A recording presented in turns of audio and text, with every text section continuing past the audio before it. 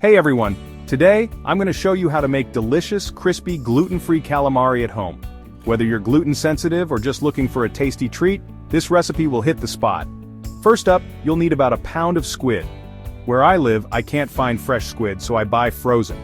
Clean it thoroughly and cut it into half-inch rings. Make sure to pat it dry with paper towels. This helps the coating stick better. Next, let's set up our dredging station.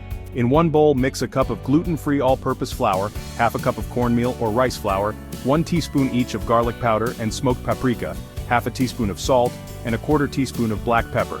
In another bowl, beat 2 large eggs. Dip each squid ring into the eggs, let the excess drip off, then coat it in the flour mixture. Press gently to make sure it's evenly coated. Now, let's heat up the oil. Fill a deep skillet or pot with about 2 inches of vegetable oil. Heat it over medium-high until it reaches 350 degrees Fahrenheit. A quick test with a small piece of batter should sizzle immediately. Fry the squid in small batches to avoid overcrowding. Cook each batch for 2 to 3 minutes until golden brown and crispy.